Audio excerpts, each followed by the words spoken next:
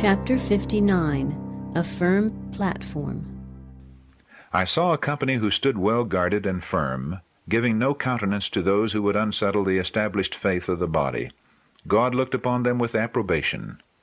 I was shown 3 steps, the first, second, and third angels' messages. Said my accompanying angel, "Woe to him who shall move a block or stir a pin of these messages." The true understanding of these messages is of vital importance.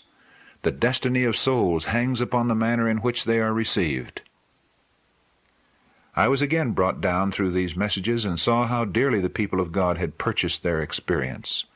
It had been obtained through much suffering and severe conflict. God had led them along step by step until he had placed them upon a solid, immovable platform. I saw individuals approach the platform and examine the foundation. Some with rejoicing immediately stepped upon it. Others commenced to find fault with the foundation. They wished improvements made, and then the platform would be more perfect and the people much happier. Some stepped off the platform to examine it, and declared it to be laid wrong. But I saw that nearly all stood firm upon the platform, and exhorted those who had stepped off to cease their complaints, for God was the master builder, and they were fighting against him. They recounted the wonderful work of God, which had led them to the firm platform, and in union raised their eyes to heaven, and with a loud voice glorified God. This affected some of those who had complained and left the platform, and they with humble look again stepped upon it. I was pointed back to the proclamation of the first advent of Christ. John was sent in the spirit and power of Elijah to prepare the way for Jesus. Those who rejected the testimony of John were not benefited by the teachings of Jesus. Their opposition to the message that foretold his coming placed them where they could not readily receive the strongest evidence that he was the Messiah. Satan led on those who rejected the message of John to go still farther, to reject and crucify Christ. In doing this, they placed themselves where they could not receive the blessing on the day of Pentecost, which would have taught them the way into the heavenly sanctuary.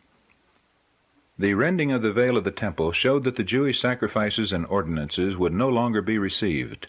The great sacrifice had been offered, and had been accepted, and the Holy Spirit which descended on the day of Pentecost carried the minds of the disciples from the earthly sanctuary to the heavenly, where Jesus had entered by his own blood to shed upon his disciples the benefits of his atonement.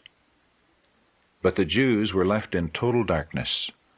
They lost all the light which they might have had upon the plan of salvation, and still trusted in their useless sacrifices and offerings. The heavenly sanctuary had taken the place of the earthly, yet they had no knowledge of the change. Therefore they could not be benefited by the mediation of Christ in the holy place. Many look with horror at the course of the Jews in rejecting and crucifying Christ, and as they read the history of his shameful abuse, they think they love him, and would not have denied him as did Peter, or crucified him as did the Jews. But God, who reads the hearts of all, has brought to the test that love for Jesus which they professed to feel. All heaven watched with the deepest interest the reception of the first angel's message. But many who professed to love Jesus, and who shed tears as they read the story of the cross, derided the good news of his coming. Instead of receiving the message with gladness, they declared it to be a delusion. They hated those who loved his appearing and shut them out of the churches. Those who rejected the first message could not be benefited by the second. Neither were they benefited by the midnight cry, which was to prepare them to enter with Jesus by faith into the most holy place of the heavenly sanctuary. And by rejecting the 2 former messages, they have so darkened their understanding that they can see no light in the third angel's message, which shows the way into the most holy place.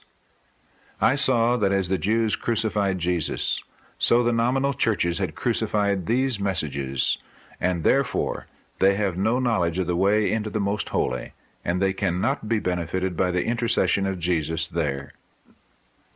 Like the Jews who offered their useless sacrifices, they offer up their useless prayers to the apartment which Jesus has left.